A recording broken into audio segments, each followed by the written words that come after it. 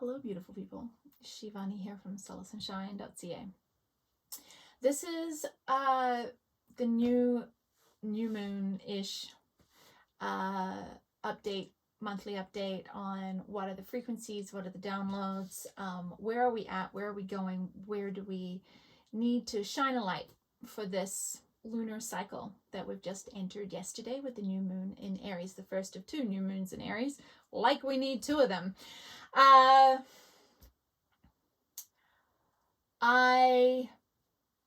When I asked what is the themes for this new moon cycle, I was kind of surprised at what came back. And so I've had to sit with it for a couple of days. But I've decided not to overthink it too much and just to share with you straight out what has come through. And what came through was it is time. So last month, let's just back up a little bit. Last video, I talked a little bit about coming into a level of vulnerability. So that creates connection. And this is kind of along the same lines, but from a different angle and maybe another layer down. And so when I asked what is it that we need to really look at, what spotlight is going to help us navigate the energies of this lunar cycle? And what came through was, please understand the difference between personal and private, and the ways we have distorted this in our society to protect the core wounds of self-acceptance. Please look at your relationship and the difference between personal and private, and how we manipulate these and distort them to support the wound of self-acceptance. So this, to me, when I hear this brings up the teachings of integrity, of discernment, of discretion, of right time, right moment, intention. So when I have gone, okay, well, where does this sit within me? And what they first showed me was social media. Okay? Social media shows fabricated private lives masquerading as personal moments that aren't real at all, and then trying to pass that off as reality and as truth and as what this, and this is creating a really disturbing bar, especially when you start talking about self-worth, mental health, authenticity, especially in the youth that I'm seeing. I have a 13-year-old son, and the questions that he has, around why do people share that, right? They're sharing something that in my realm, and no, my realm is not the only realm, don't get me wrong. Like, I'm not saying like this guideline, this set of guidelines is the guidelines. No, everybody's guidelines is going to be very individual. And that's the key, I think, that they're asking us to look at, is not that you just need to be able to justify it, but to really soul search these interactions. And so what they've said, when I say they, for those that are asking, these are the group of guides that I work with that are currently stationed on Sirius A. They are from different starseed nations, but they are in a group, a hub that brings all of the best skills from these different starseeds and are put together as a team, that we are part of this team. I am not special. There's many people doing this, but the ones that I'm particularly working with are, on serious. And what they're asking us to look at is, can we be more personal? Can we bring more of ourselves in the moment to the table of every interaction when we are together? Can we be more personal?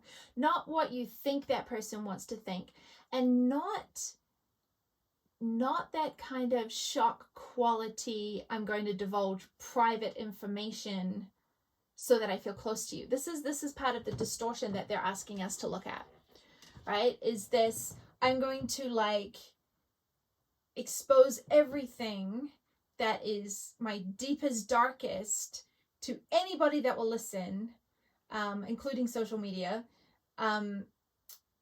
for some sort of validation. That's not what we're talking about. We're talking about understanding the quality of connection. That when we can make a personal connection with somebody, we're not, this is who I want you to think I am, and this is who you want me to think you are, and this is what's connecting. With the woman at the supermarket, with the person at the gas station, with your co-workers. These are the interactions that I'm talking about.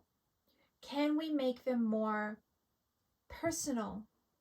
Can you really look into somebody's eyes? Can you say, how are you today? And actually care what the answer is. Can you hear somebody say, how are you today? And actually answer honestly. These are personal questions, not private questions. And even if somebody is asking you a personal question that the answer would go into the realm of private, you can say, it's pretty challenging right now. I've got some stuff going on in my private life that I'm trying to navigate. That's a personable, honest, vulnerable answer that doesn't divulge details that is not appropriate. This is the discernment and the discretion that is required. But I think what they're trying to ask us to do is to step out of the habitual surface. This is what you think I should be. This is how you think I should behave. Instead of slowing down each moment and hearing, this is this moment.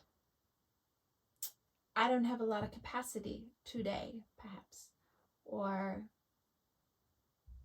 I feel there's a real undercurrent in society right now that is incredibly unstable. And I can feel that very viscerally in my nervous system today. That's personal. It's not private, but it's personal. And there's some personal things that we say are private, but that comes more out of scared of being vulnerable. So there is private things. I have private aspects of my life that I do not share with people that are in the general populace or even in the outer circle. But there's a personalness that brings genuineness, genuine care, genuine curiosity, genuine vulnerability without the hidden agenda of neediness or expecting somebody to behave in a certain way. I hope this is making sense to you, because I'm not sure how much sense of it is making to me. But this is what has been coming through. So really teasing apart each interaction you have with the different layers of people, from the person at the supermarket, to the kid putting the lemons on the groceries. You don't have to go, hey, let me tell you something personal about my life. But you can be personable in that when you say, hi, how are you today? You may even catch a glance of their name tag and call them by their name. Look them in the eye and say, hey, you look tired. You must be working hard. or are you okay, or how are you? And actually the energy behind your question actually mean it. And when they say, how are you today? Take a moment and go, it's been a pretty challenging day, so I'm here for ice cream, or like whatever it is, or today's been a great day. We had some great news today, and so I'm here to buy a celebrational dinner. Or, it's just another day. I'm going through the motions, but I'm really looking forward to a good night's sleep. These are personal interactions without having to be private interactions. But the personal interactions have more authenticity than we're allowing in our general populace day to day. And they're more real than what we are putting out on social media as to what is our life.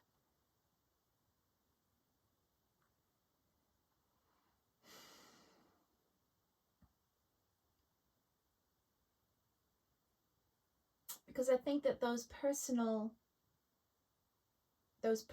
interactions are going to strengthen the humanity in us. And I think that that is actually a key that we need to do right now, is strengthen the humanity of us.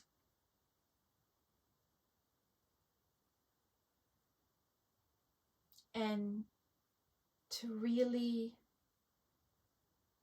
hold that humanity and those personable and personal interactions as sacred. And there's an interaction I had the other day where this woman showed a side of me, of her, that I haven't seen before. We have very superficial, interactions.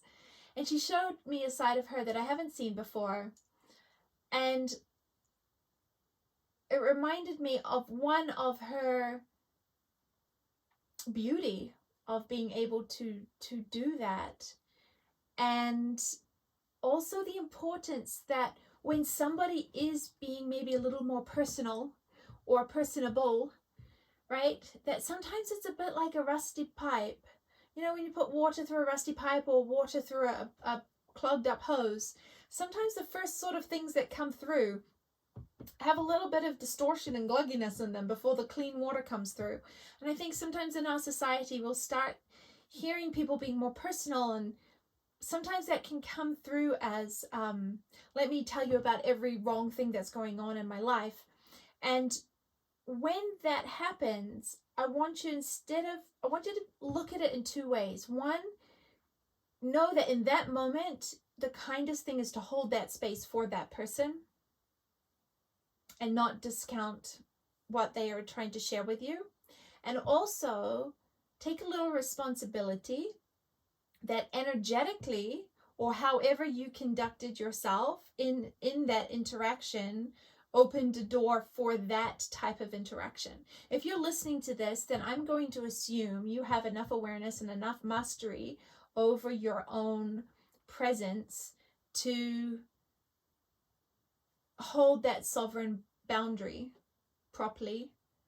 So when you have an interaction that's a little bit flirty, where somebody starts like going into private and to understand, why is that person doing that? What is their capacity that they don't know the difference? And can you just hold love and compassion for that at that time?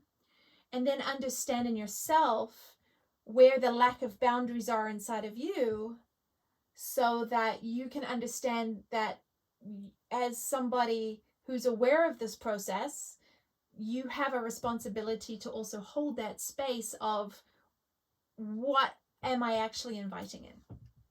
Okay, it's going to be trial and error a little bit in our society. It's going to be a little bit, maybe a little stumbly to start with.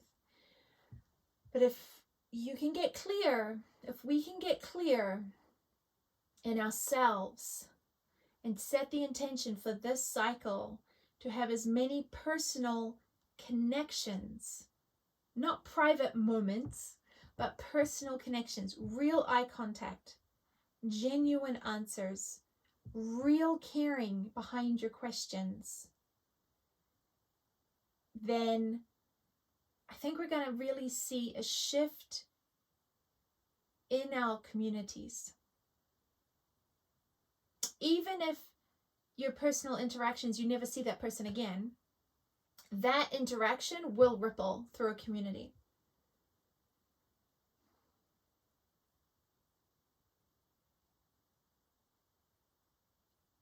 You know, and see, you know, I also had another conversation this week with somebody, a banking person, somebody that works at the local bank.